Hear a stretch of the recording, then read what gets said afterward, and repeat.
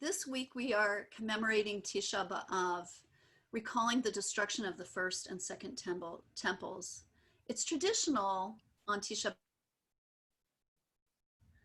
through those poems of lament, the writer of Lamentations creates for us a sense of what it was like to go through the captivity of the Israelites and the loss of the first and second temples.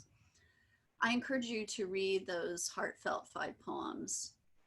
And if we're thinking about the Bible and its amazing ability to capture emotions, we can't help but also talk about the book of Psalms that talks about joy and sadness, fear and loneliness, questioning and faith. Today, therapists tell us that articulating what we are going through rather than keeping it inside can bring clarity and healing and relief from distress. So as we go through this pandemic, perhaps we can follow in the footsteps of the writers of Psalms and Lamentations,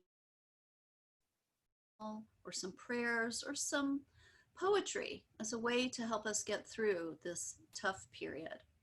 Perhaps this Shabbat, we can take some time to write down our own thoughts for posterity or for God or for our own well-being. May writing and Shabbat bring us uplift. Thank you for that, Rabbi Steele. It seems to fit perfectly in this week's Torah portion that we know as V'ahavta, and in the V'ahavta, we have the words V'shinantan levanecha, teach them to your children. The them is referring to words of Torah, and that we teach them diligently to our children. And it also is amazing how our children happen to be our most powerful teachers, what we can learn from them. And actually the congregation that was able to experience Shabbat last week experienced one of our wonderful members, a 4th grader, he and his twin sister, Brenna Bielenberg, Parker last Shabbat with his grandmother, Audrey, and parents, David and Bree. And Parker has cancer.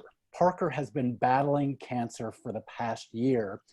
And the community, the Temple Solel community, his school community, Kokopah, have been creating kindness rocks and having them, kindness rocks that are painted with whatever creativity, whatever image you want, delivered to Parker. And when we shared a picture of one of those last week, Parker wanted the congregation to know that each of them, and he's gotten about 300 of these kindness rocks, he wanted us to know that each rock that he has received is as special as the next, that each person that made them, mostly children, each as precious and important than the next. And if that's not a powerful piece of Torah, I'm not sure what is. Actually reminding us that yes, we're all created in the image of God. So as Rabbi Steele invited us to write, perhaps to think about the lessons that we've learned from the youth, from our children, from grandchildren around us, and carry those beautiful teachings into Shabbat. For our teachers and their students and the students of the students, we ask for peace and loving kindness, and let us say Amen.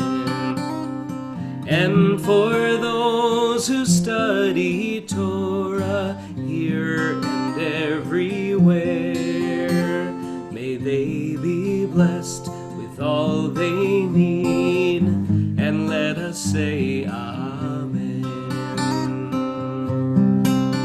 We ask for peace and loving kindness, and let us say Amen, Amen. We ask for peace and loving kindness, and let us say Amen. We ask for peace and loving kindness, and let us say Amen, Amen. We ask for peace and loving kindness, and let us say Amen.